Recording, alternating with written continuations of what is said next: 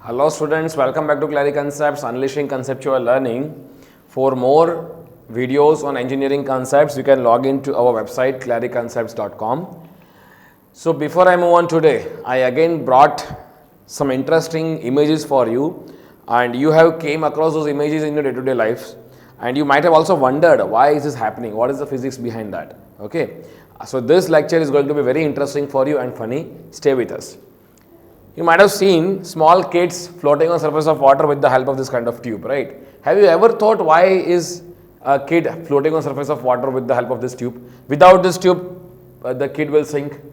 On the other hand, you might also enjoy the ride of boats or ship floating on the surface of water on a river or sea kind of thing, right? Why it does float on the surface of water? You might have also seen the kind of the small kids or children enjoying in the amusement park, taking the enjoyment of floating on the surface of water. So why is this happening and what is the physics behind this? Let me also take you to one of the example of an ancient time when people used to take out water from their well with the help of this kind of thread and bucket. You might have experienced that. I don't know whether you have experienced it or not. At least I have done that. So till the time when bucket is inside the water, you feel that bucket is lighter in weight. The moment bucket comes out of the water, then you will start feeling the weight of the water, the bucket. So have you ever experienced this thing? If not, do it once. So now the question is, why is this happening? The answer to this question will be given by one of the very fundamental principle called buoyancy. But before that, again, I would like to show you one experiment where buoyancy plays a very significant role. Let us say I have a block of 5 kg mass, and when I attach this block to a spring balance, the spring balance also show 5 kg of mass.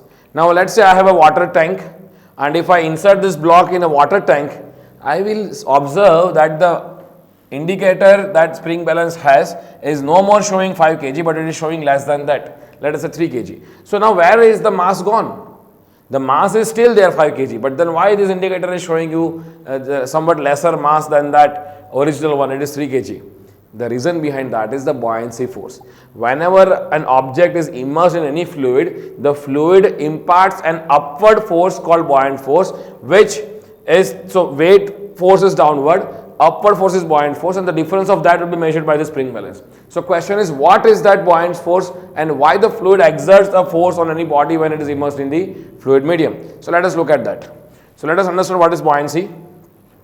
So say for example, I have this kind of tank and a water tank, and a solid block is immersed into this water tank.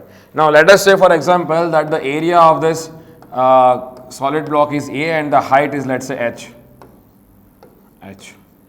Now what I would suggest is, say for example, if I talk about the forces acting on the solid block in vertical direction, if I consider all the forces acting on a solid block in vertical direction, I will see that one force is acting on the bottom surface because of pressure, which is, let's say, force F1 for example.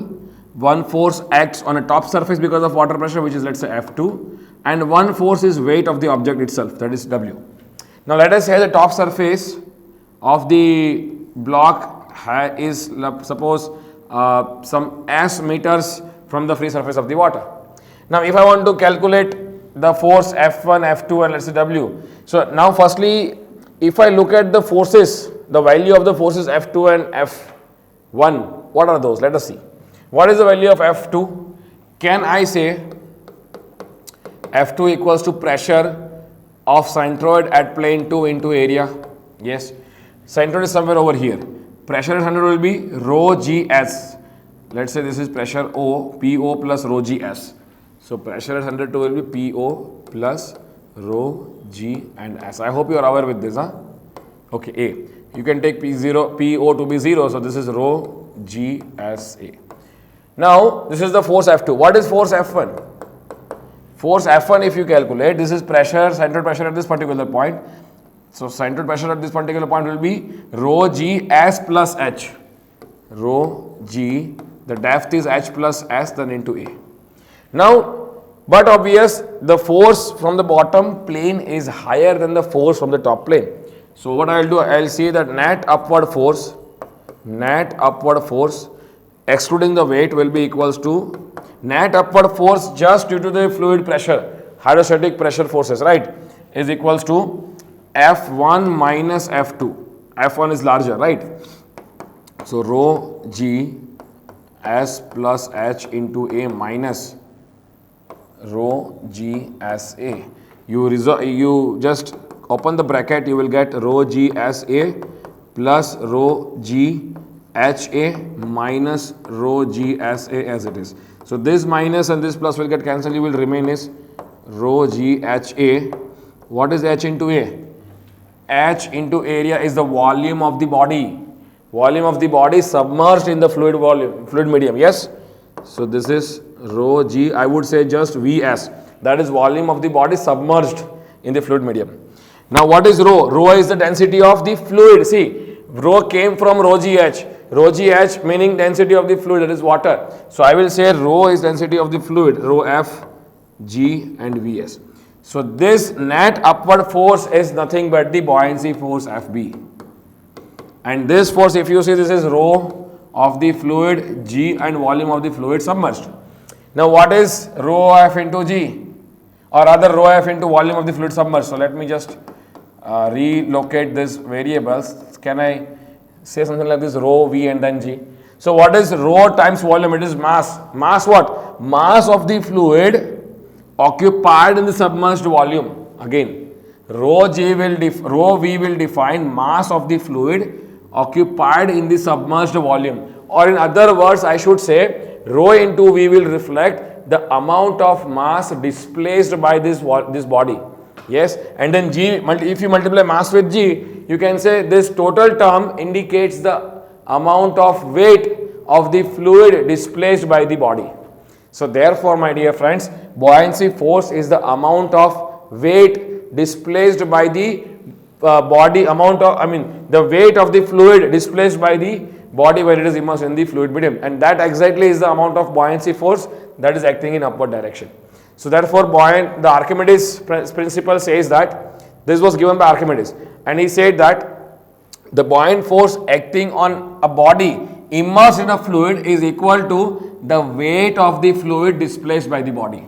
The weight of the fluid displaced by the body, and it acts in upward direction through the centroid of the displaced volume. Now see, here is one of the very key aspect. Whatever volume is displaced, you take the shape of that particular volume displaced in a water or any fluid. The centroid of that shape, that is the geometric center of the particular shape, is the point where this upward buoyancy force is acting, right? So say for example, if I have a water and if I have this kind of wooden block and the volume of the wooden block is 1 meter cube, right? And the submerged portion is half. So let us say the volume of the wooden block submerged is halfway. This is the shape. So centroid of this shape will be somewhere over here. This is also called center of buoyancy, capital B. And at this point the buoyancy force will act Fb. What will be the buoyancy force if I want to calculate? Buoyancy force will be equals to what? Weight of the fluid displaced. So weight of the fluid displaced meaning rho of the fluid, volume of the fluid displaced into G. Rho of the fluid is what? 1000. And volume of the fluid displaced is what? 1 meter cube is total volume, half of that, 0.5, and G is 9.81. You can easily get the buoyancy force in some newtons, isn't it? And it is acting at the centroid of the submerged volume. Now let us say on one case there was a block of same volume 1 meter cube, but it is totally submerged. In this case the buoyancy force will be different. Why? Because the volume is totally submerged. So volume submerged. Now if you want to find buoyancy force for the second case, this is buoyancy force for the first case. This will be rho F, volume of the block submerged in second case, into G. This is rho F is 1000. The fluid is same. Volume is now entirely submerged, so not 0.5 but it will be 1, and G is 9.81. So now the force will be doubled. But again, the point where the buoyancy force acts, center of buoyancy, will be the point of centroid of this particular geometry, which will be exactly at the center. You're getting my point? So always remember this thing, it will act in upward direction. F, B, 2. Let us deep dive into this more conceptual clarity. I'll take you to one more fundamental principle of buoyancy. Let us say I have a tank, 1000 kg per meter cube, I have water inside that, and I have 3 balls with me. and each of this ball has different density. Ball 1 has density 500 kg per meter cube, that means which is less than water. Ball 2 has density 1000 kg per meter cube, which is exactly equal to that of water, and ball 3 will have 1500 kg per meter cube of density.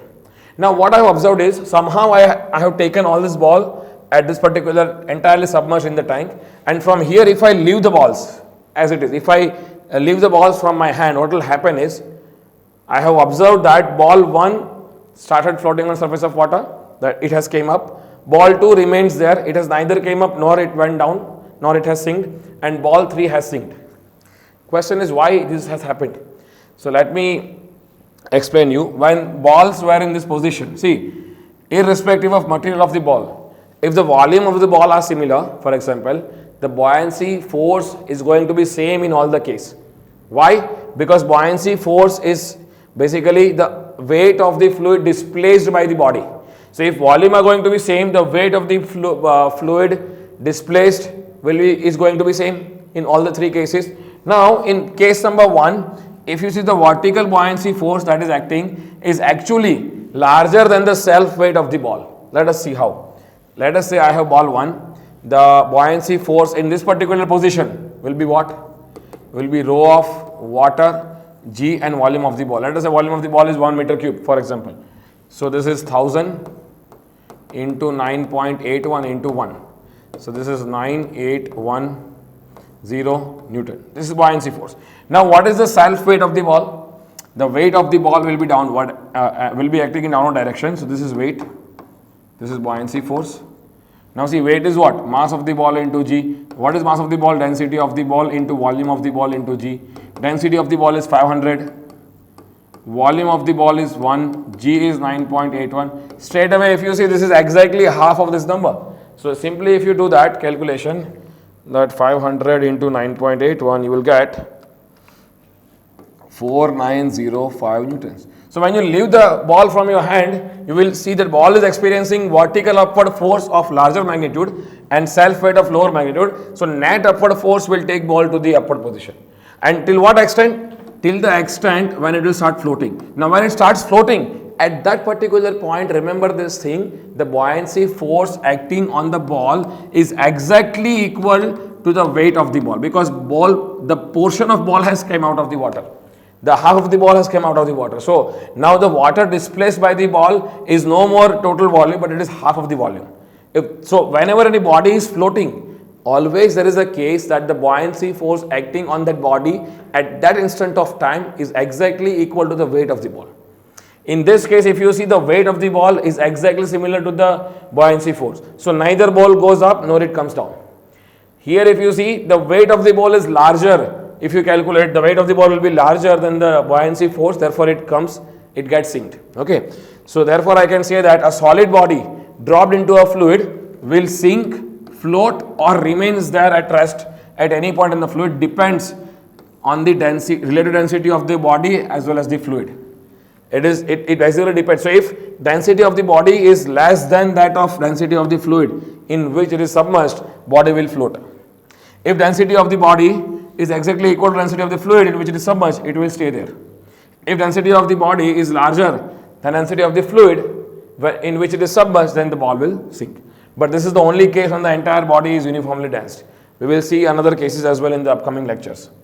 Right? So I hope that you now understood the reason behind the kid floating on water surface using this tube. Why?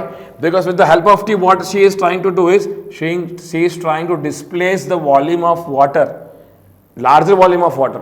When that happens, that means the buoyant force acting on the entire geometry is exactly equal to the weight of this total kid and all, right? Similarly, here also when the ship is floating, it means the weight of the ship is exactly balanced by the vertical buoyancy force. And same is the case with this kind of amusement rides, right? So I hope you understood the concept of buoyancy. For more such videos, you can log into our website clariconcepts.com. We'll see you soon in the next class. Thank you.